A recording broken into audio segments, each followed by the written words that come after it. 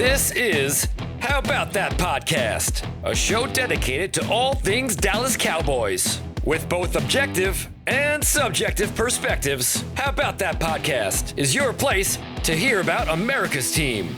Now, here's Joseph Hoyt and Danny Morales. Welcome back to another episode of How About That Podcast. It's actually the first time we can say welcome back to another episode because we're on episode 2. This is April 2nd, day after April 1st we're recording.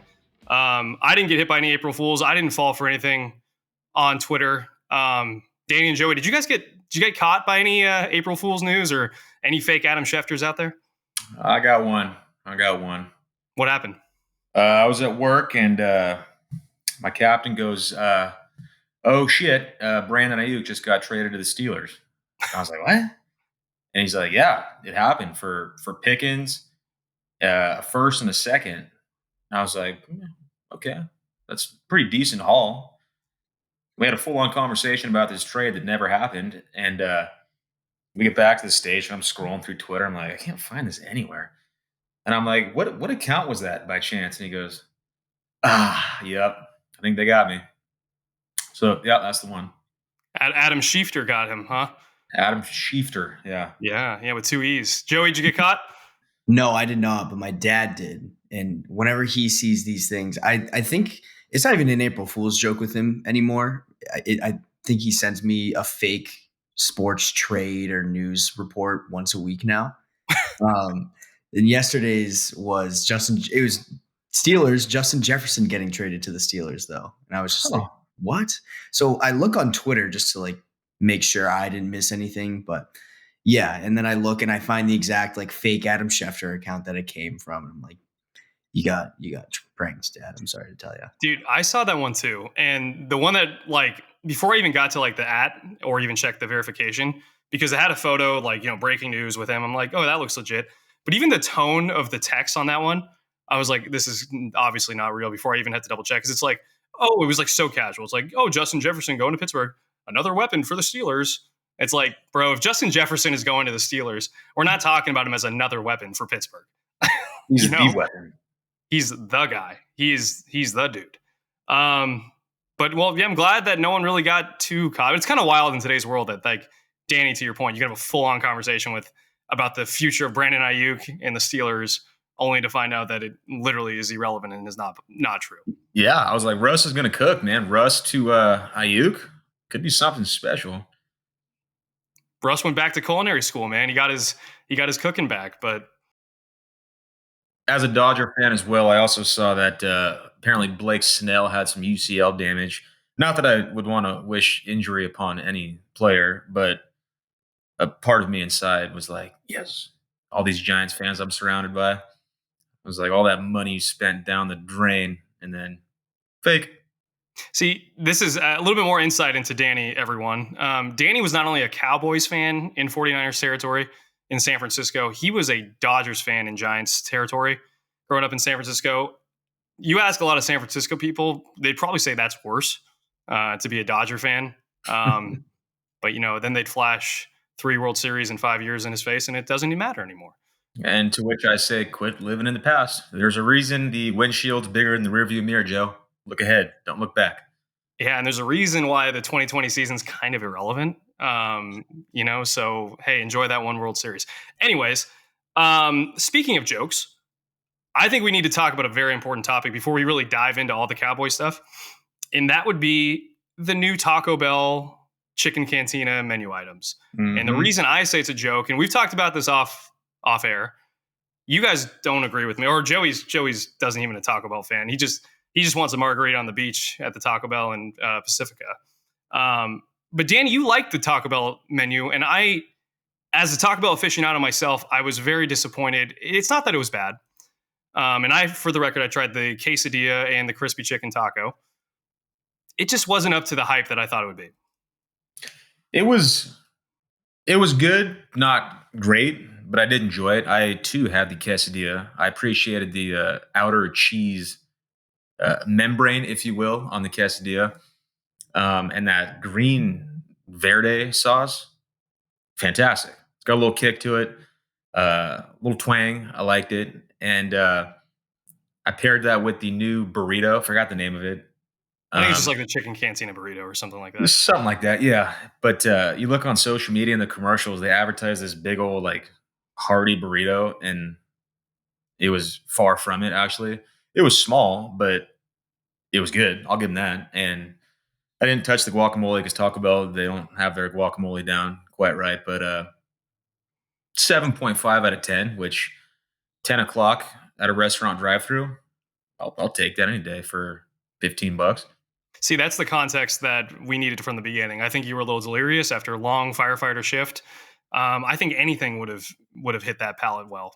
That's my theory with you on this one. Well, you're a guy that enjoys a Mexican pizza from Taco Bell, Hoyt. No.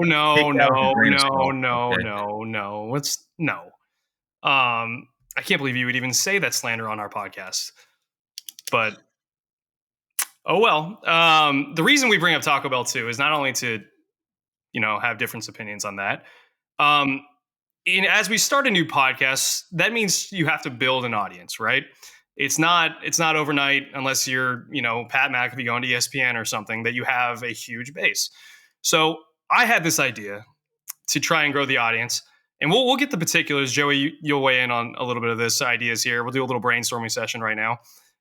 I think that if we get a certain amount of either downloads or reviews or just straight up listens across this podcast over a certain time period, that I want to do this thing called the Taco Bell Mile. The beer mile is something that's become pretty famous. And that's where people drink a beer, chug a beer before a lap, and they have to do that 4 times over, obviously, to run a mile. And then they do the times. There's even a world record for fastest time. I thought it'd be really funny to do a Taco Bell mile where you have a different Taco Bell item before every lap. And now I think I can do it because I'm such a big Taco Bell guy. I don't think it's going to hit well, but I think it would also be pretty entertaining.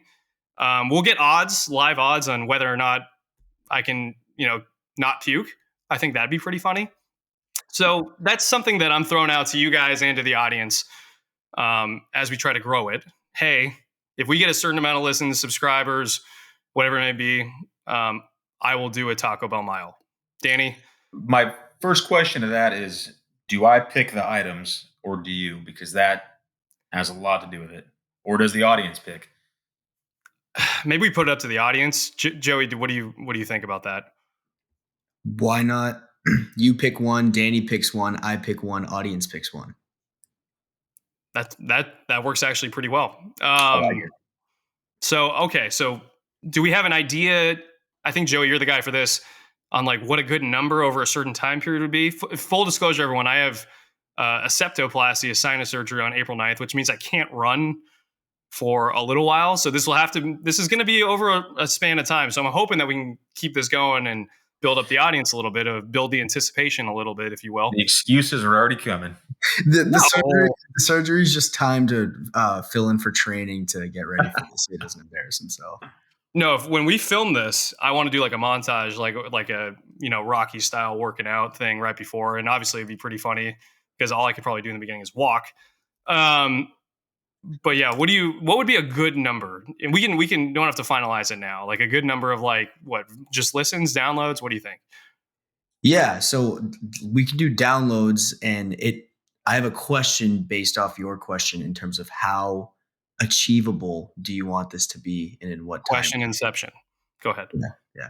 How, do you want it to be a very realistic one that's like somewhat likely to happen, or do you want it to be one that would have to be somewhat of a surprise and like, oh wow, like we reached this number, that's awesome, now I'll run this? No, I think I want to, I'm a man of the people. I want to give them something. So I want to make this realistic, but I do want to have it be an incentive that grows our podcast. Okay. This is for you to do, right? And me to just enjoy? This is for me to do, I think, now. But Danny, I think, as a part of this podcast, as we continue to grow, we can't get complacent. And I think we're going to need you to at least pitch in at some point. We'll cross that bridge when we get to it, but I'm going to enjoy this.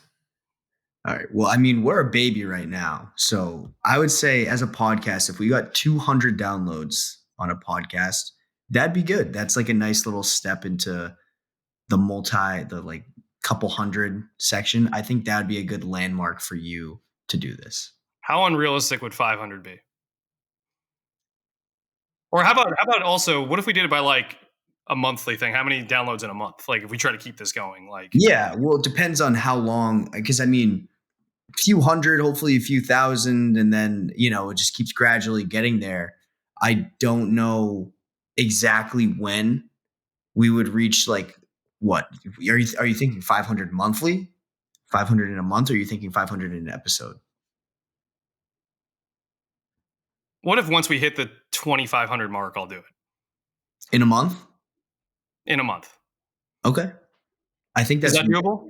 it won't happen in month 1 or month 2, most likely. I don't know what month it specifically will happen, but I think that's a good achievable goal for a podcast that has around 8 episodes a month. Okay. How about this? This comes out Thursday, April 4th. What if by May, if we get 2,500 downloads by May 15th, I'll do the Taco Bell Mile. If we get 2,500 downloads by May 15th, you should do 2 Taco Bell miles. Okay, so how about 2,000? 2,000. That seems it's incentivized. That's not a slam dunk, but it's also it feels doable. Okay. Maybe I'm crazy. May 15th, that's our deadline. Yes. Lock it in. It's locked Okay. in. Okay. So Boom. across platforms, 2,000 downloads from this point on. We'll include episode 1, 2 to May 15th. If we can get that, I will do a Taco Bell Mile. We'll film it. We'll do live odds. Danny will take care of that, setting the odds on whether I puke or not, prop bets and all that. Well, maybe not in Texas because that's not allowed yet. Theoretically. Or California. We'll do theoretical odds, and then we'll go from there. All right, sound good? Yeah. Perfect. I like to open the odds at 2-1 that Joe pukes on the mile. Yeah, I think that's pretty fair. Okay, well, let's now on that note, let's dive right into Cowboys news because we're now about 12 minutes in, and I think it's about time. So Cowboys, the first thing I wanted to talk about with the Cowboys today was actually something that I heard over Easter Mass, and this kind of also goes with the theme of building the podcast a little bit, and kind of hearing from our audience. But basically, the priest at our church did his homily and talked about how, like, hey, we're all here for Easter Sunday. There's a lot of people, there's hundreds and hundreds of people at this Mass, but everyone kind of came to this Mass for the same thing, but from a different path. They're all here to celebrate Easter, but the way that people found, in this case, faith was different for everyone, right? And he kind of told the story about how, hey, I wasn't even Catholic. One day, in need of direction, I stumbled into a church and I just said, hey, God, if you're there, help me out. I need direction. He heard something, boom, he becomes a priest, and now he's a hilarious priest years later, right? That's how his path was to become, into faith. I think that everyone also has a different path into fanhood. I think there's so many Cowboys fans out there. They're obviously America's team, but there's a lot of international effect too. And I think it would be really fun to hear from Cowboys fans about what their path into being a Cowboy fan is. What is their story? Why are they Cowboys fans? Whether they're from, Piscataway, New Jersey, or in Danny's case, San Bruno, California. I think it'd be really interesting to do that. We'll pose that question. Hopefully we'll get some responses. We'll read them out on the podcast. I think that'd be kind of interesting just to see the unique paths into Dallas Cowboys fanhood. Speaking of that, Danny Morales, how did you become a Cowboys fan in enemy territory in San Francisco? If I had $1 every time I've been asked that question throughout my life, I would probably never have to work. Yeah, so being from the Bay Area, obviously this is not Cowboys territory, even though we are America's team. My dad is actually a Cowboys fan along with his siblings, and my mother is a Niner fan. So it's a house divided. And so when I was born, a little baby, my mom bought me a 49er little puffer jacket, and I refused to wear it. She said she tried and tried and tried, and I would not put it on. And then my dad gave me a Cowboy shirt, never wanted to take it off. And of course, every boy wants to be like his dad. And so I just kind of emulated what he did. And from that point on, I was a Cowboys fan my entire life. I've gotten a lot of shit for it, but I've never wavered. And now my wife, who's kind of neutral on football, so it's kind of like a blank canvas. So naturally, I had to buy her a Dak Prescott jersey. So now she's part of the Cowboys family as well. Well, so that was her path into Cowboys fanhood. Danny, if you Yes. feel okay with this, and we haven't talked about this off air, will you tell the people what she told you in her vows about Cowboys fandom? Yeah, without getting too specific or word for word, she basically vowed to always support the Cowboys, even though I've never been alive to see a Super Bowl. So she took a little shot at the Cowboys family there, but she did vow to always be a supporter. So she's got Well, that going. well, shout out to Alyssa, Yes. the saint that she is, and even willing to also join the enemy territory inside San Francisco bubble, which you guys now proudly, you know, proudly showcase. But yeah, so I think that'd be kind of a fun thing. Danny, your path is very interesting. Obviously, it kind of seemed a little bit of an innate thing with you that Yeah. Cowboys fandom was going to be in your future. It chose Um, me. I didn't choose it. I feel like that happens for a lot of people. So yeah, if audience send in some stories, you can send them to me on Twitter. I'll pose that question there too on TikTok, blah blah blah, all that stuff. And hopefully we hear some good ones, and we'd love to share them as we kind of build this audience that's for fans and in Danny's case by fans. All right, let's go to some news and notes. How about that? We have a lot of news updates from a draft perspective on top 30 visits, or not top 30 visits, just 30 visits. I think sometimes the recruiting jargon of top 12 and top 16 has kind of got its way into the top 30. Anyways, a lot of guys were confirmed to be coming today on Tuesday, April 2nd. So we'll go through the list a little bit. And some notable names here, Danny. We've got Oregon State offensive tackle Talisi Fuaga, Oregon running back Bucky Irving, Florida State running back Trey Benson, Oregon center Jackson Powers Johnson. Then we have Graham Barton, who we've talked about. We also have Michigan linebacker Junior Colson, Wisconsin running back Braylon Allen, and Missouri defensive lineman Darius Robinson, who was the Senior Bowl MVP. So that's who was reported by Nick Harris, who works for the Dallas Cowboys, on Tuesday. There's some other names, though. Let's run through them really quick. We got Pitt offensive tackle Matt Concavs, or Concave. I don't know how to say his last name, but it spells calves at the end, which I think is funny. I hope he has really good calves. I think it's Goncalves. Is it Concavis? Matt Goncalves. I can't confirm that, but I kind of like calves, though. I mean, hopefully Sure. it's really sick calves. that works.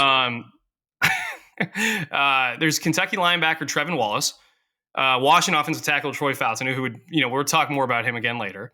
Texas A&M linebacker Edgerrin Cooper, who is an absolute bullet, in the defensive linebacker core. Speaking of bullets in the linebacker core, NC State linebacker Peyton Wilson. Texas running back Jonathan Brooks, who's extremely interesting, might be the most talented running back in the draft. It should be good to go by training camp, but obviously had a season-ending injury at Texas last year.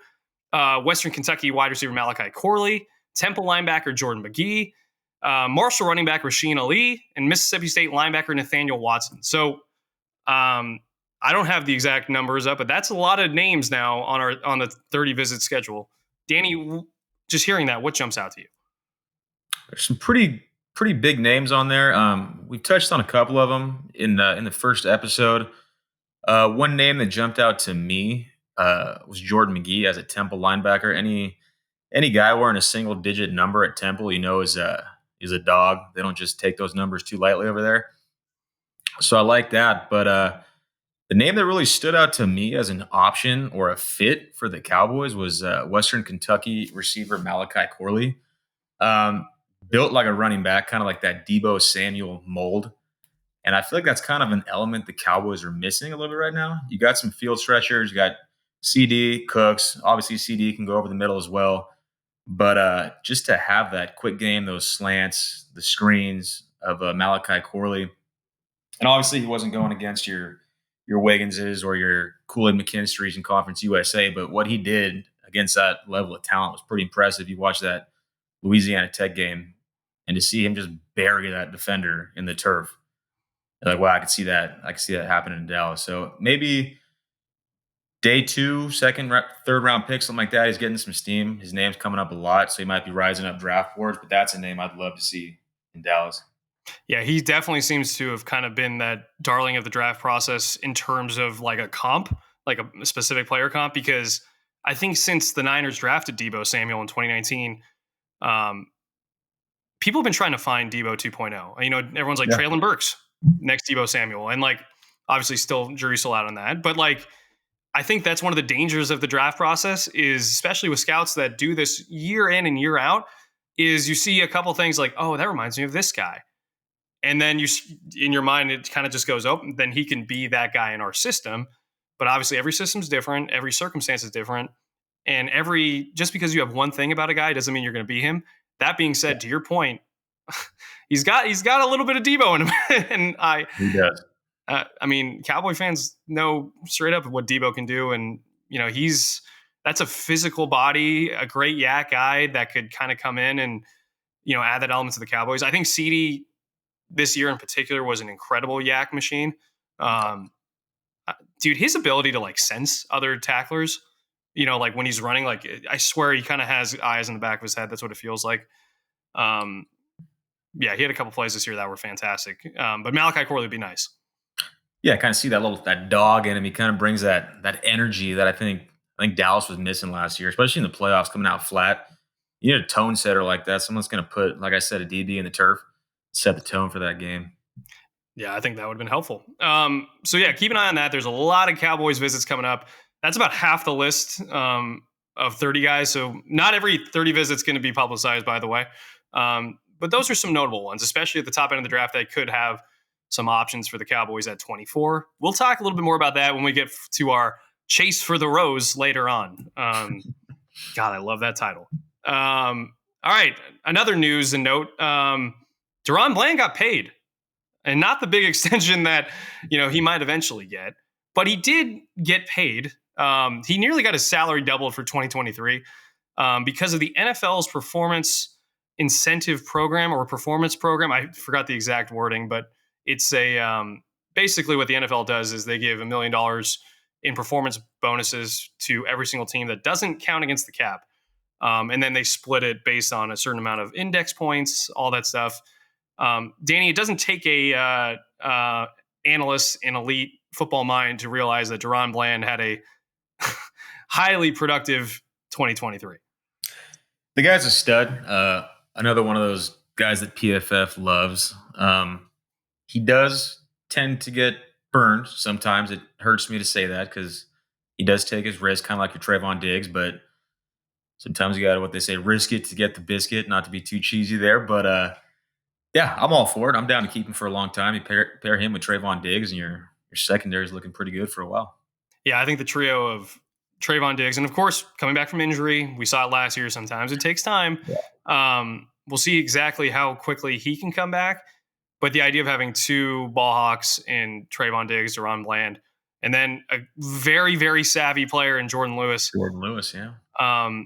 Who just kind of gets it. Another guy who came off in crazy injury. I've wrote about that before on LoneStarLive.com. But you can learn more about Deron Bland's new incentive program on LoneStarLive.com, where you can find all our Cowboys coverage. Me and Joey are producing a lot of content over there. So be sure to check that out in addition to the pod. All right. Now we're going to get into kind of some bigger Cowboys talking segments. And speaking of guys getting paid, one guy that's been kind of now on the radar, at least in the ether, for the Cowboys to kind of add to the running back room is one Ezekiel Elliott, who the Cowboys said, just last year, hey, we're going to give you a lot of money to go away. And now the door seems kind of open to returning. They released him where it was all set for the Rico Dowdle, Tony Pollard, Malik Davis kind of combo, Deuce Vaughn in the backfield. This year, the running back room was not up to kind of snuff, not up to expectations. Then Tony Pollard left and signed with Tennessee. Now the Cowboys have Rico Dowdle, Deuce Vaughn, Hunter Lepke, Malik Davis, Snoop Connor, and they're lacking a veteran. I think they're going to go pick someone in the draft too. But Danny, just hearing this news, he counts against their cap this year for $6 million already. Last year, he was $5.8 million. So that's $11.8 million in cap hits across 2 years for a guy that you might welcome back. To be honest, my initial reaction when I saw that one, I was like, "Come on, what are we doing?" He had a little bit left in the tank in New England, but I understand you're still paying him and all that. But to me, it doesn't make a ton of sense. I don't really see a whole lot of game changer left in his skill set. And to be honest, if you're going to take a running back like the whispers are saying around 2 or 3, I understand the whole concept of learning behind a veteran, and I'm sure Zeke has a lot to pass on to a rookie back that maybe Rico Dowdle or obviously Deuce Vaughn being young don't have. But to me, I feel like you're just going to halt or stunt the growth of your Trey Benson, your Bucky Irving, your Audric Estime, whoever you take, whoever the guy's going to be. I feel like you're just doing them a disservice by taking snaps away from them that they're really going to need, especially with the career span of running backs being so short as it is. That first 5 years is so key. Why waste it and have him sit behind a guy like Zeke? Yeah, the one thing Zeke, though, did in Dallas, not as much last year in New England. Quick rundown of what he did last year in New England. Averaged 3.5 yards per carry. Had 642 rushing yards in total. If you want to get more analytical or more subjective analytical with it, he had a Pro Football Focus overall rushing grade of 69.2. That was 47th among qualified running backs and one spot behind one Rico Dowdle, just to give a little context of where Zeke was. Obviously a guy Cowboys know. But Dallas did struggle in short, especially early in the season in short yardage situations. Kind of seemed that they were lacking a tone setter. I mean, obviously the question is how much of a tone can Zeke set now? But, I mean, that's something they lacked last year, Danny. Yeah, he was a fan favorite. I got a Zeke jersey. I was a fan. I was all about it, jumping in the bucket on Thanksgiving. But to me, like, I don't really see him taking us to that next level. I don't see what he can add to the team that we were really missing last year that we can't find in the draft. So to me, it doesn't make a ton of sense.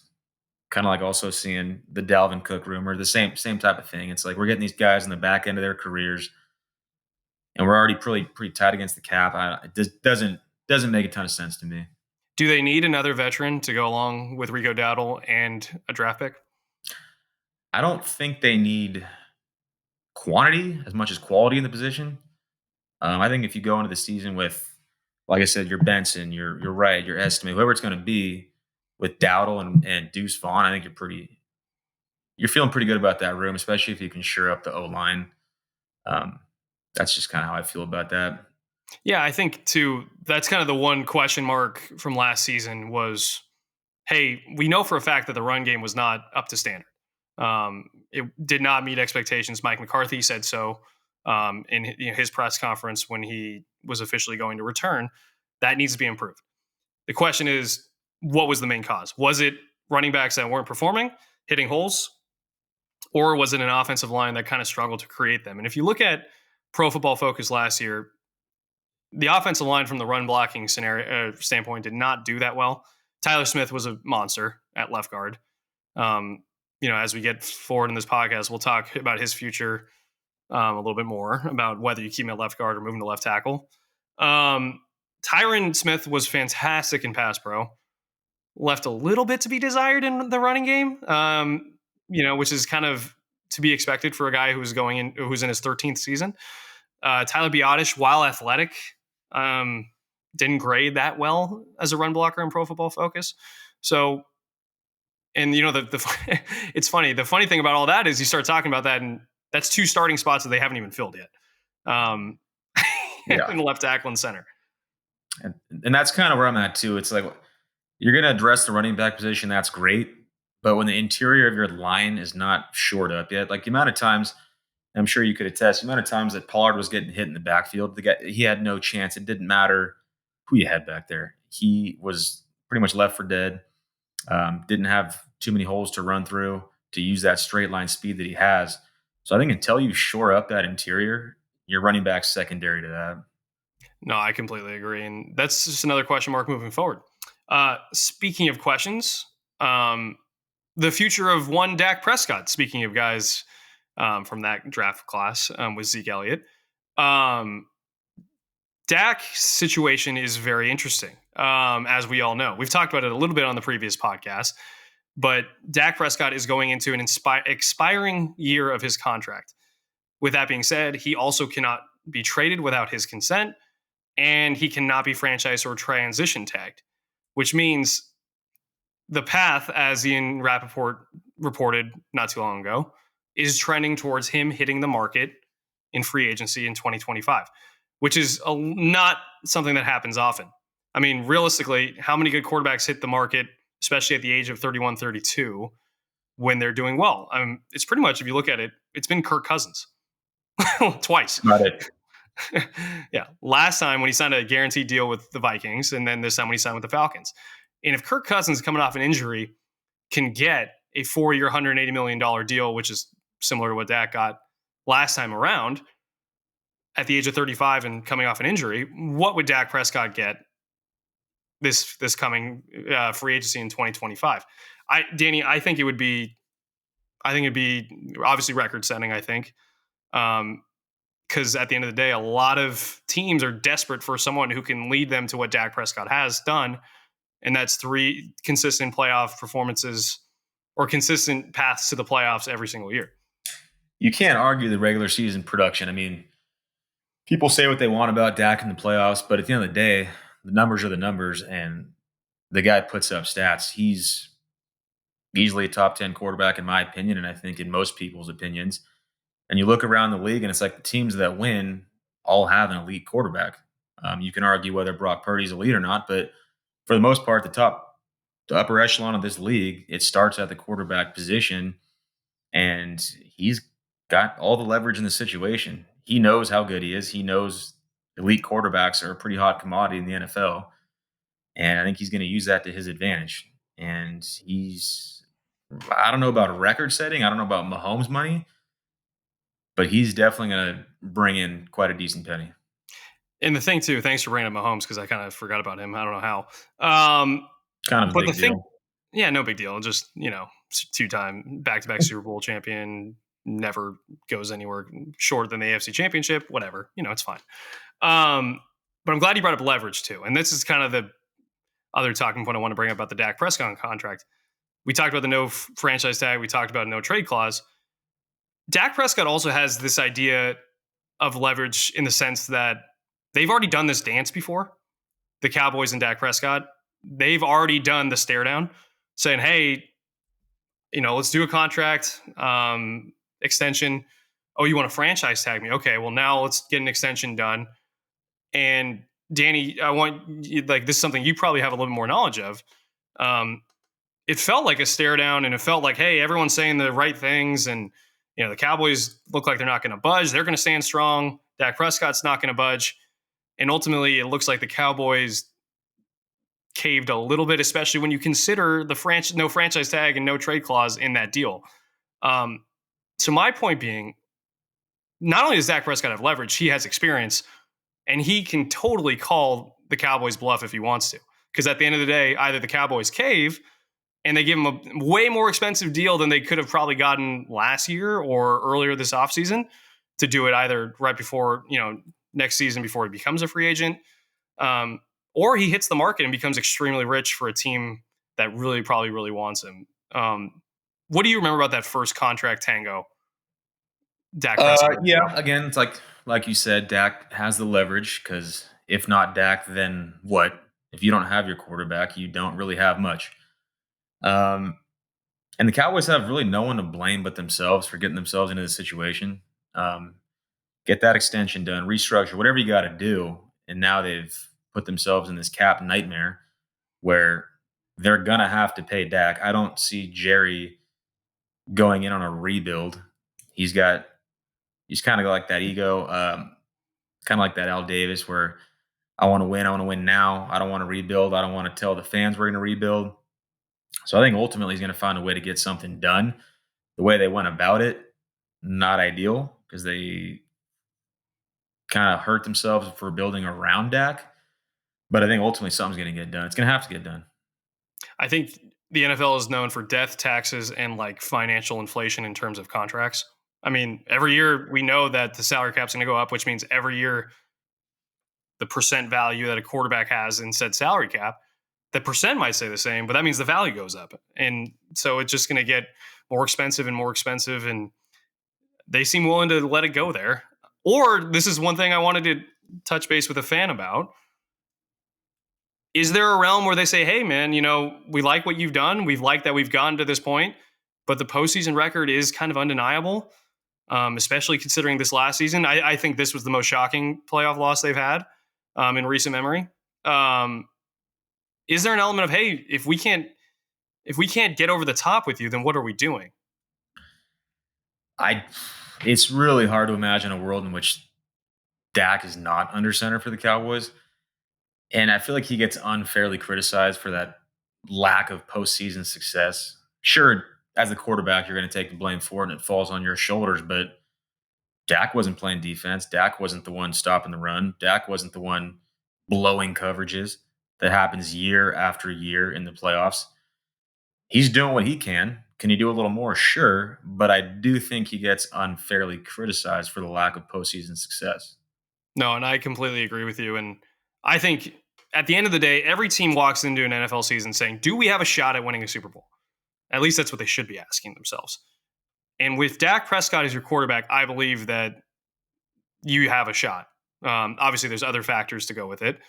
But I think Dak Prescott has earned that right. And I think a reality without him, even though Jerry Jones said he does not fear it, I think maybe they should. Also of note for the quarterbacks, for the quarterback room next year in Dallas. Right now, they have no quarterbacks on the roster in 2025. Trey Lance is not going to get his fifth-year option picked up, even though he'll be on the roster this year. So he'll be a free agent. Cooper Rush, set to be a free agent. Dak Prescott, set to be a free agent. And Dak Prescott right now, due to void years in his deal, has a roughly $40 million cap hit next year, whether he's on the roster or not. So how much confidence does that give Cowboys fans? Not a lot, especially knowing you gave up a fourth to get Trey Lance for his fifth-year option and not get picked up. And it's like, for what? For him to sit behind Cooper Rush his entire Dallas career? Kind of makes you wonder. It's a head scratcher. Maybe they have a long-term plan that we don't know about. I don't know. Time will tell. Yeah. Especially as other deals have gone for that draft class, it kind of makes you wonder if they would have just sat back and, but hey, at the end of the day, a fourth round pick, what that gave them was the chance to evaluate him early. So maybe they already have the answer on him. It's kind of hard to evaluate a guy that's not in your system until he's in your system. And they worked a lot with him last year. I do think preseason will be interesting with him. I do think it's going to be interesting to see if they draft a quarterback. I'm definitely not ruling that possibility out, considering that there's no one in the quarterback room next year. But it'd be interesting to see what they did. Like, what if they did take another kind of project guy like Joe Milton, in the fourth round? Or like, what if Jordan Travis, who's coming off an injury, is there late? And they're like, hey, why not take a flyer on a guy that we don't really need to play that much this year, obviously. I could see that 6th, 7th UDFA, but anything in the first 5 rounds, I think you just have so many other glaring holes on this roster that you're just doing yourself a disservice with that. I just say bring Ben DiNucci back. That's all I'm saying. Ben DiNucci, the Seattle Sea Dragons. Am I correct? The Sea Dragons, Danny, don't even exist anymore. They got lost in the UFL, XFL, USFL. The whole merger. Yeah, man. So RIP to the Sea Dragons. What a run with Ben DiNucci. He might be on I think he might be on a roster though in the NFL. Actually, he's got to be somewhere. Yeah, man. Well, he's everywhere in Dallas with those hats. If anything, he was entertaining. Yeah. Name that college, Danny. Ben DiNucci. Was he James Madison? I believe so. Am I right on that? Yeah, I think so. Oh, dude, I forgot to do our Cowboys trivia with you. Okay. Fire away. We're going to do that quickly. So, sorry, Joey. I know I said 45 minutes. We're probably going to go a little bit longer. So I found this TikTok account. This guy named Colts.WalterPicks is his name. And he's been doing this fun.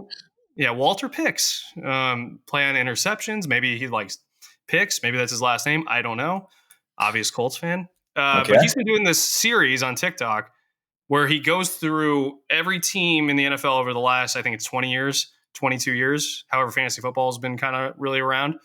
And he finds the best quarterback performance, the best running back performance, the best wide receiver performance, the best tight end performance, the best kicker, and the best defensive and special teams performance in a single game in that team's history over the last 20 years in fantasy. Okay. So I'm gonna quiz you, Danny, as a Cowboys fan. I'll give you 3 lives to It get sounds through. like a loaded question already, but okay. How's that loaded? It's just a trivia question. Sure. Okay. I'm trying to test your fanhood here. There was a lot of lead up. Yeah, there was. So which quarterback, and all you have to do is give me the name. Don't have to give the year, don't have to give the game or anything. You just have to give me the name of the quarterback that had the best performance in Cowboys history over the last, I think it's roughly 22 years in fantasy. Some of the quarterback's kind of an easy way to get into this. I feel like you got a 50-50 shot on that. I'm going to say Dak Prescott against Cleveland. You don't, okay, too specific, but I think that game he went off. That was the injury year, right? Yeah. You're wrong. So 0 for 1. Quarterback, Joey, do you have a guess here? The non-Cowboys fan? Hey, this is a tough question now for you. It's not Quincy Carter, I'll tell you that. Over the last 20 years? Yeah. Just the specific player, not the year? No, just specific player, quarterback. It's not Dak Prescott. It's got to be Tony Romo then, right? It's Tony Romo. 2013 against the Denver Broncos. I think he had like 6 touchdown passes, 5 or 6 touchdown passes, maybe an interception. Had 40.94 total points that game. So, Danny, you've lost 1 life in this already. Running back I'll tell you this right now, is not easy. I'll even give you a hint. It's on the earlier age or years of this, not recent memory. Okay. Which running back had the best fantasy performance in Cowboys history over the last 22, 23 years? Are we talking post Emmitt Smith? You tell me. I feel like I've given you a hint. It's in the earlier parts of the. This one's tough for you. Let me think out loud here. Okay, so DeMarco had some big games, but I think that's too obvious. Tashard Choice had some decent games, but nothing record-setting. Felix Jones had some big games. And based off the way you're looking at me, that could be the answer. Or is that my poker face? There's also Marion Barber. He had some big games too. I'm going to go with Felix Jones. The poker face got you. It's not Felix Jones. I'll give you one more guess, and it's not any of the guys you mentioned. What? It's a tough one. Can I get a year maybe? 2004. 2004. So I was in 4th grade for this performance, huh? Yeah, here comes the excuse, but go ahead. Okay. 4th grade running back. What college did he go to? I'm double checking. Notre Dame. Oh God. Julius Jones. Julius Jones in 2004 had a 41.9 fantasy performance against the Seattle Seahawks. Wow. Joey, while we're talking about this, can you maybe go on reference and find that game, and just because I forgot exactly what the yardage was? Okay. All right, so I'm not going to take a lie from you on that one because you got it after the second guess. Wide receiver. CeeDee Lamb. No. Wow. Not CeeDee Lamb, huh? No. Other Amari Cooper? Amari Cooper, 2018 against the Eagles, had 49.7 fantasy points. Was that a home game? I think so. If it was, I was there. The only time I've ever been to Cowboys Stadium was that. Really? Game. Wow, you got to get out here more, man. I know. I love it. All right. Tight end is also not easy. So you're down to 1 life. I'll give you one more pass though. So I'll give you 2 more lives. Tight end's not easy. I'll give you. No, the year would be kind of a giveaway. It's not easy though. Well, the obvious answer is Jason Witten, which, okay, it's not. Which is shocking, isn't it? Is it Dan Campbell? No, it's not Dan Campbell. That would be really good though. No, it's not Dan Campbell. Wow. This is a tough thing. There was some hype for this guy. Obviously had a big game or two, but A lot of hype, huh? I mean, not a lot of hype, but like The only hyped tight end I could think of that didn't do a whole lot was Gavin Escobar. no, not Gavin Escobar. This guy wasn't bad. But I kind of remember, and maybe I'm misremembering, and I'm just kind of throwing you off course here. People thought heir apparent. I think Jay Witt and Heir apparent to Jason Witten. I might be leading down the path. Reminder, everyone, I just started covering the Cowboys this year. I know you're not talking about James Hanna. No, not James Hanna. I don't know. You got me. You stumped me on this one. All right, I'll give you the year. 2018. Oh, so it's pretty recent. He was the tight end along with James Hanna behind Jason Witten. Oh, God. I should know that. I'm drawing a blank. You want me to tell you? Yeah. Blake Jarwin in 2018 against the Giants. Blake Jarwin. 36.9 points. Texas Longhorn, right? Was he a Longhorn? He was Texas or Oklahoma State. Oklahoma State. Yeah. Well, damn. All right. You're on your last life. Kicker and defense and special teams. Kicker, I'll give you a hint. Which actually, I don't even know if this is much of a hint. This is 2003 is the year. Martin Gramatica. No, that's a good guess, though. That's a good guess. And now I'm also questioning our guy here, Colts Walter picks on this one because it's a year of this. Let's see. Yeah, we should fact check this. I'm fact checking. Hold on. Oh, okay. Fun fact. This guy his first team was with the Cowboys, but he had a long NFL career. So it's not Dan Bailey. Not Dan Bailey. No, it's not Nick Folk. Not Nick Folk. I think he had one of the more famous misses in playoff history, if I remember this correctly. Not the botched Romo snap, was it? No. I don't know. I don't know. Maybe I'm misremembering that missed field goal. Anyways, let's see. Oh, no, he missed 2011 AFC Championship game. He had in the closing seconds, missed a field goal in the AFC Championship. I got nothing. Billy Cundiff. Oh, man. 2003 against the Giants, made 7 of 8 field goals. Billy Cundiff. Wow. I haven't heard that name in years. All right, the last one, defense special teams, pretty easy. The reason I say it's easy is because it's recent. Like a performance? So team performance, yeah. So defensive and special teams against a certain team. I'm going to say what they did to the Colts. No. It was this year. It was this past season. It wasn't the Colts game? No. They had like 4 touchdowns on defense. They also had, think special teams too. This past season. Really making this tough here, Joe. Don't blame me. Blame Colts.Walter Picks on TikTok. Really put me on the spot here. Oh, man. Last year wasn't the Colts game. I'll give you a hint. Deron Bland had an interception return for a touchdown in this game. Well, that narrows it down to what, 9 games? 9 games? 5. Against the Giants? Yep.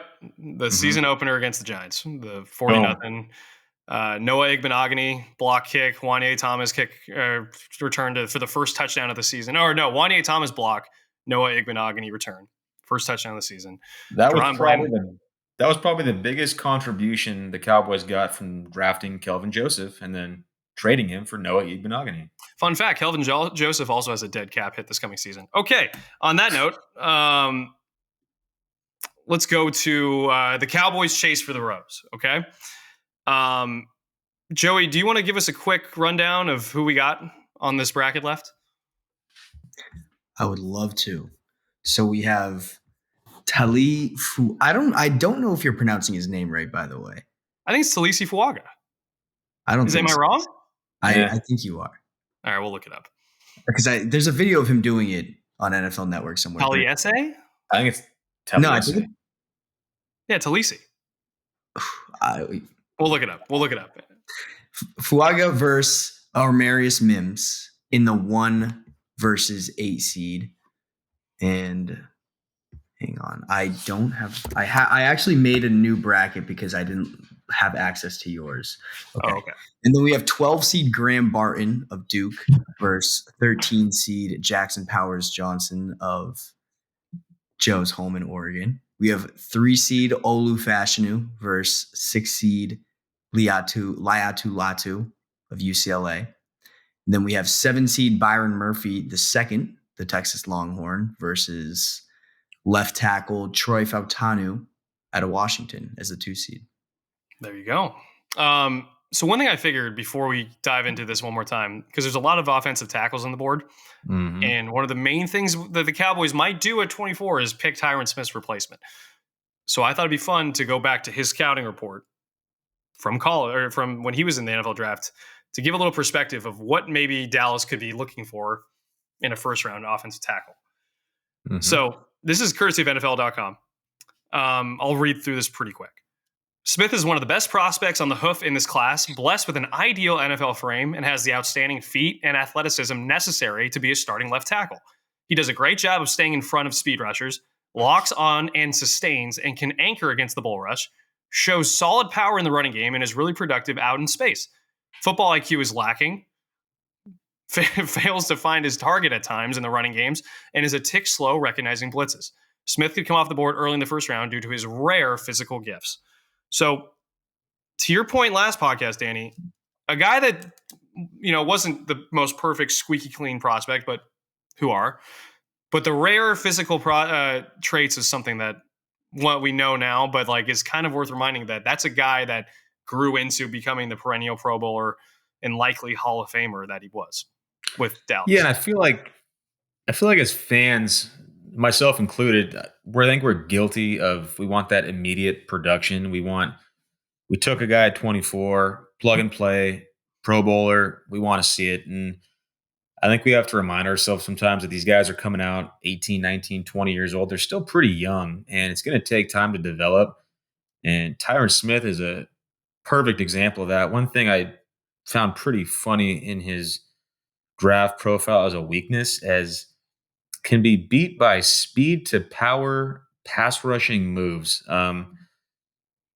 That couldn't be farther from the truth if you watch that guy now or in his prime. I don't know about current Tyron Smith, but it just goes to show we get lost in these draft notes and what these experts think.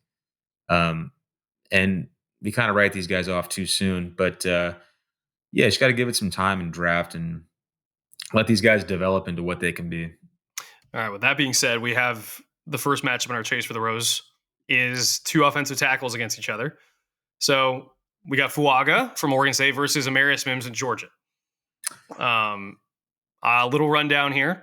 Fuaga had the second best overall Pro Football Focus grade last season among qualified tackles. He had the highest run blocking grade, which is, if you go watch him, is pretty evident. It's fun to watch offensive linemen decleat poor linebackers and safeties in space. As someone who used to get decleated a lot by bigger guys, it's pretty fun. He allowed 12 pressures last season, but no sacks. One note about Fuaga, played right tackle instead of left tackle. Another thing about Mims, as we know, only had 8 starts in 3 seasons due to injuries and other things in Georgia. He allowed just 1 pressure, though, that entire time. Another thing about him was also a right tackle. And he is a monster in terms of size, 6'8", 6'7", absolute freak. All right, Danny. I think I staked my claim about Mims in the first episode when he wrongfully moved on over my man Tyler Guyton, but what are you gonna do? I think Fuaga's the guy here. I think you posted a clip on your Twitter the other day, or it might have been today, of Fuaga in the run game, and that's a missing element. No offense to Terrence Steele, he's good, but just to see that attitude and like that mauler, just I'm bigger than you, I'm gonna run you over, that Fuaga brings, I love it. We need it. I think he's the guy. There's kind of we'll talk about more guys. There's kind of a constant of dudes that can run block that are going to be available for potentially for the Cowboys at 24. As we know, Fuaga probably not going to be there at 24. If he No. fell, would be incredible for the Cowboys. Because I don't know about you, Danny, I'm envisioning and I know he played right tackle, but moving to the left. Even hypothetically, if you think Tyler Smith is a better tackle than him, and you want to go Tyler Smith left tackle and him at guard because you just worry about his ability to get beat in the speed rush, that's possible. That gives you that option. Those two, though, together on combo blocks and and getting in pulling and kind of with that speed and tenacity, I don't think we'd have to worry too much about Dallas's running game moving forward on the left side. You could run behind that left side all day. All right. Well, I think we're in agreement here. The third eye Raven, Joey himself, the breaker of ties, stay in your cave. You're not coming out. We have a winner in this round. Talisi, or however you say it, Fuaga is moving on. Taliesin. T Fuaga. What's the T? He's moving on. All right. Interesting one because this now might be two centers going up against each other. And it's two Cinderellas, at least according to the rankings. 12 seed Graham Barton from Duke and 13 seed Oregon's Jackson Powers Johnson. Danny, what are your initial thoughts on this matchup? I think we made it pretty clear that JPJ is kind of one of our darlings in this draft process. I did see a tweet that it's reported that NFL scouts aren't quite as high on JPJ as media is making him out to be. Did you see something like that? I forgot. Yeah, I forgot who tweeted it and or where it even came from. But I think between that, there's also been a lot of like draft talk about his injury concerns, which weren't a thing. It's funny sometimes in the draft process, things that were not a concern in college when they were actually playing are now like popping up to the affected or to the reality of that. I don't know, but that's at least a conversation point in the media right now externally. Yeah, and ideally you're drafting both of these guys with the intention that they're going to be your starting center day one. And while Biadasz was a good and serviceable center, I think one of his weaknesses was he wasn't stout against the bull rush. Bigger nose tackles have their way with him sometimes. And unfortunately, I can see that happening with Graham Barton. I think we need more of a bulldozer, road grader type up the middle. And JPJ brings that. He's also got experience playing guard. So if you had to put Brock Hoffman or other options in there, you could. But JPJ is my guy. And it's not a shocker that he's my guy too. I think that we talked a lot about, and it's kind of interesting because they're both really big potential centers that are very athletic, both of them. I think the difference maker for me here is Jackson Powers Johnson's ability to anchor against power rushes from the interior. That's going to be, I think that's going to be key, especially, for Dak Prescott and being able to step up. If you have Graham Barton or whoever is at center kind of sliding back into him, that might create some problems. I think you give Dak Prescott a clean pocket to throw from if you draft JPJ internally, and you also get a guy that can get to the second level with some authority. Jackson Powers Johnson moves on. Joey, it's getting lonely in that cave, I know, but you got to stay there, okay? No more ties this round. But maybe this next matchup between 3 seed Olu Fashanu and 6 seed Leatu Latu. I think Olu is very interesting as a prospect. Another mammoth kind of big offensive tackle. If you look at his career, he was really, really good. I think he had 11 or 10 pressures allowed this past season. The problem was 6 of them in 6 hurries came against Ohio State. Kind of just they found a little bit of an Achilles heel with him. They attacked it. They were able to get after quarterback. And it makes you wonder against NFL teams if that just becomes the go-to. If one hole can kind of sink the ship. If you're comfortable with, if you don't think so, maybe he becomes a really, really high draft pick because of his upside and potential. If that concerns you, maybe you don't take him. And I think with Latu, I think you're getting the best pass rusher. I know Jared Verse is there too. I think Latu was the best pass rusher in college football last season, according to Pro Football Focus. I pulled this nugget. He had a pressure every 4.9 pass rush snaps, according to Pro Football Focus last season. For comparison, last season in the NFL, Micah Parsons led the league in pressures, and he had one in every 5 pass rush snaps.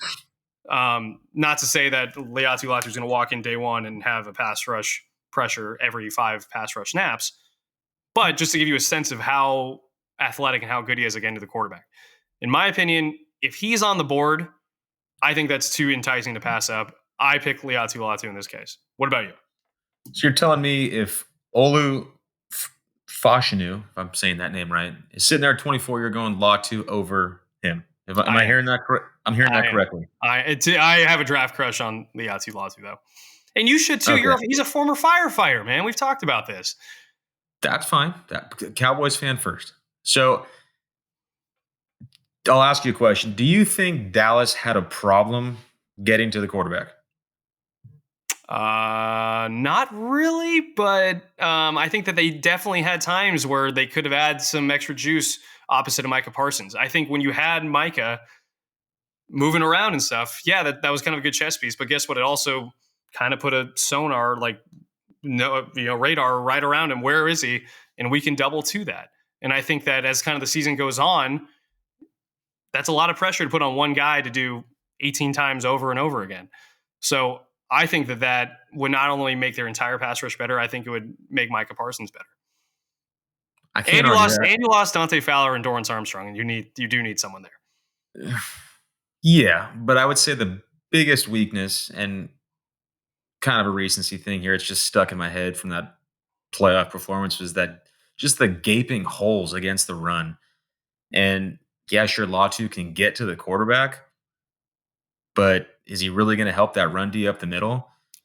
I don't know. So for me, Olu Fashanu is a guy where if he starts sliding down the board, do you entertain the idea of moving up in the draft? If you have a plug and play left tackle sitting there and he starts sliding to the late teens, so clearly he'd be my pick here, but I'm also saying he's someone I'd be willing to trade up for as well. You hear the cave opening? That is the third eye Raven himself, Joey Alberti, breaker of ties. Joey, is the sensible pick the one you go with here? The need at left tackle and Olu Fashanu? Or are you too enticed by the idea of pairing 2 elite pass rushers together, which a lot of teams aspire to do, and not a lot of teams actually do? You're going back to that fun, Joe. Quit having fun. Fun isn't fun, I think that's the new saying around here. That was the most third eye Raven thing you've ever said. Latu, obviously, the one thing I feel like that kind of pushes him back in the draft board in this draft class is the fact that he's had this neck issue. One doctor at Washington told him to medically retire. UCLA is fine. They said it's kind of similar to like what Peyton Manning and Danielle Hunter had in the past. And obviously they went on to have successful careers after the injuries. So that's definitely a big thing. But also, Danny, doubling down on Olu, not only saying you would take him, you would trade up for him. And Absolutely. That is the more sensible decision. But I'm going to have a little fun. And I think that pass rushers such as Latu are guys that you just can't find that often. They don't grow from trees. Olu has promise. He has potential. I don't think some people think he's the best offensive tackle in this class, which could end up being true. And I could eat my words and be very wrong about this.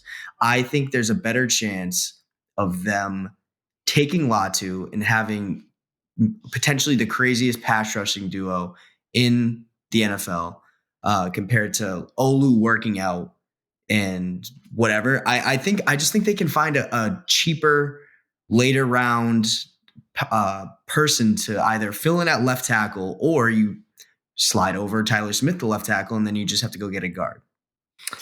To that about cheaper options at left tackle, I don't necessarily agree with that. I think when you throw bodies at the position like they've done recently with Asim Richards, Matt Waletzko, it's like you're banking on these later round, not as talented players to hopefully work out, which they haven't. You look around the league, the best left tackles were, for the most part, all taken pretty early. And so I don't know if that's a position you could wait. Isn't it the same with pass rushers? Other than you think of Max Crosby, who's not, he was like a 4th round pick. Daniil Hunter was like a 2nd or something like that, but most all of them were 1st round picks. I just think you can get a Dorrance Armstrong or a Dante Fowler 3rd, 4th, 5th round. My opinion. Who says we're not? Who says they wouldn't do that? I mean, but who says they also couldn't get a 2nd round offensive tackle that they like? One thing I think we'll have to discuss on this podcast leading up to the draft a little bit more. Who are some guys in the 2nd round, 3rd round?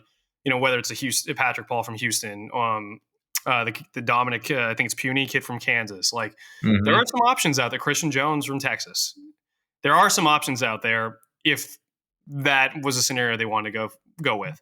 And in this podcast and this chase for the rose, we're going with that scenario. Thanks to the third eye Ray himself, the all-seeing guy. Olu is out. Latu advances. What a mistake. Oh, God. Undeniable, though, Danny, from a fan perspective, that would add some juice to an offseason that hasn't had it. I'm tired of juice. I want smart, all right? Juice hasn't worked for 30 years. We need something different. That's fair. It's fair. All right, last matchup of the day. We have Texas's Byron Murphy II against, as a 7 seed, against the number 2 seed, Troy Fautanu from Washington. I think the funny thing about Fautanu in this case, it's actually an offensive tackle that the Cowboys could draft that played left tackle. What a concept. Crazy. Yeah, wow. All right, Danny, give me your take on the matchup. This is the toughest matchup for me because it's 2 of my favorite players at desperate positions of need for the Cowboys. Byron Murphy brings something to the table that Cowboys haven't. You could say Odigizua to an extent, but they haven't really had that interior pass rush threat since, I don't know, like Jay Ratliff or something like that. Someone that's been a legit sack threat from the interior. And any guy that says he came out of the womb jacked, sign me up. I'll put that guy on my D-line any day. But you can't deny the way Fautanu moves and his versatility. Could be an NFL guard. There's questions about if he's going to play tackle, but you've seen him do it at a high level. Not the highest run grade, according to PFF. But, man, this is kind of like that fun versus smart. Byron would be fun. Fautanu would be smart. Give me the left tackle. I'm taking Fautanu. At least you stick to your guns. I'm proud of you. I'm also going to stick to my guns, though, and go for a fun pick here. And I think that Byron Murphy would be exceptionally fun. I think we've talked about it, man. If you can't stop the run, you're going to be in trouble. It doesn't matter what Micah Parsons and Liatu Latu could do if you can't stop the run. We saw last year against Green Bay, Jordan Love said, hey, Micah, we thought we could have an advantage against you guys because you didn't have a lot of linebacker help, and we figured we'd run it up the middle. And guess what? They were so confident that they could take advantage of the linebackers because they were confident about what they could do in the first level too, and get past that defensive line. To your point, I think that this would be an incredibly difficult thing. Probably not actually for the Cowboys. They probably go to the smart pick and go Fautanu in this case if he slipped all the way there. I think that'd be a dream scenario, honestly, for them. But I'm just so enticed by the idea of the Dallas kid himself, Byron Murphy, staying in Texas. And to be honest with you, the comp to Aaron Donald is not accurate 100%, but there are enough, crumbles to make me think that it could be possible. Aaron Donald's 10-yard split was 163. Byron Murphy's was 169. He had his 4.87 40 was slower than Aaron Donald's 4.6. But also he had, I think, vertical jump, Aaron Donald 32 inches. And Byron Murphy, let me double check. He had more than that. He had 33. So I think you're getting a guy that may not be as fast as Aaron Donald, but could be as explosive. And I think he's extremely strong. 28 reps on the bench press. Let's see, what did Aaron Donald do? Wow, Aaron Donald did 35. Okay, a little bit different there. But anyways, I see enough that entices me to kind of want to get a guy that can handle against the run and get after the quarterback from the interior. I think he'd pair very well with Osa. And all of a sudden, again, another weakness kind of that they had. They signed Eric Hendricks. Maybe that run defense starts to get a little bit stronger, and we'll see what that could do to a pass rush too. For the sake of the pod, for the sake of fun, I go Byron Murphy. But it doesn't matter what I think, Danny, and it doesn't matter what you think either.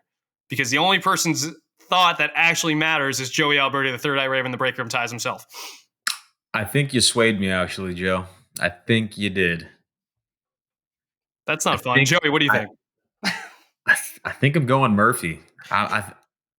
What you said, and then just seeing 45 pressures from the interior. If you got a 1 technique and a 3 technique, you can flip-flop to both, and you're getting 45 pressures from the interior, and then you pair that with Micah and DeMarcus on the outsides.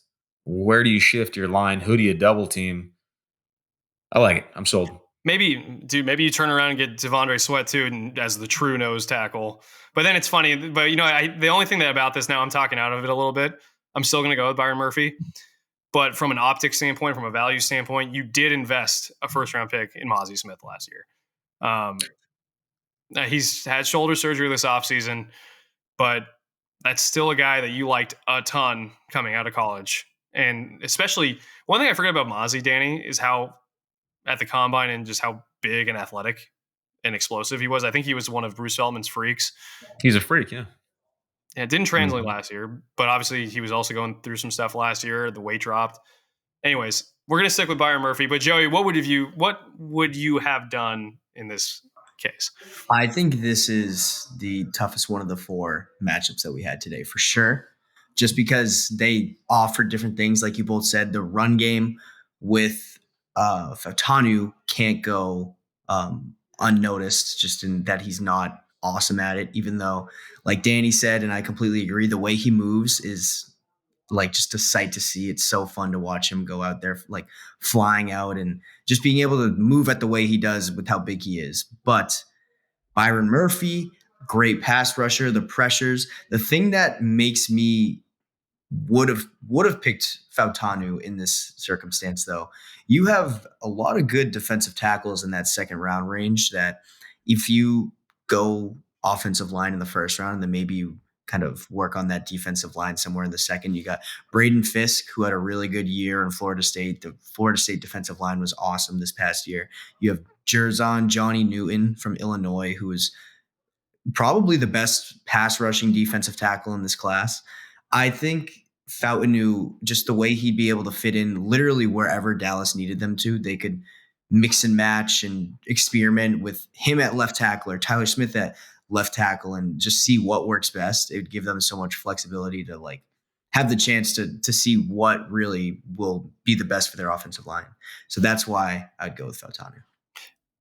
I think I was just doing research a little bit more on Troy. I was a little bit shocked to see how low his PFF run blocking grade was, because you see a lot of, to your point, he moves incredible, so smooth. He's got a violent streak. He loves to hit people. And so I don't have access, full disclosure, to all his Washington film, so I can't watch it all. I wonder if there's enough in there that makes you question a little bit on angles, maybe his ability to get to the second level, actually. I don't know. Like I was really surprised at how low his PFF run blocking grade was. Anyways. All right. So now we have a final 4. We have Talisi Fuaga, the 1 seed. He, no Cinderella upset there. He goes on. Oregon's Jackson Powers Johnson, a darling of our eyes in this podcast and many, many people. I think he might, correct me if I'm wrong, I think he might be the darling of like the draft, which is very funny for a center to be that. I swear you see teams, Eagles fans want him, Steelers fans want him, all these fans want him, Dolphins want him. Centers are sexy now, Joe. Centers are sexy. 2024. That's the Danny Morales slogan. Make centers sexy again. All right, UCLA's Layatu Latu. We're having fun with that one over Olu Fashanu to the Final Four. And then Byron Murphy also to the Final Four out of Texas. So that means a left tackle or a right tackle from where he played in college, but probably a left tackle in the NFL, a center, a defensive end, and a defensive lineman make it all the way to the Final Four. I think that's a pretty fun mix. Yeah. I like it. All right. That wraps up another episode of How About That podcast. Thank you everyone for listening. Reminder, we now have an incentivized Taco Bell Mile challenge. If we get 2,000 downloads by May 15th, I don't think that that's too crazy. You'll see me eating a variety of Taco Bell items before running a lap, 4 laps, ultimately a mile, likely puking my brains out. But for the sake of content, some things have to be done. You got to do what you got to do, man. And you're next. Want to see.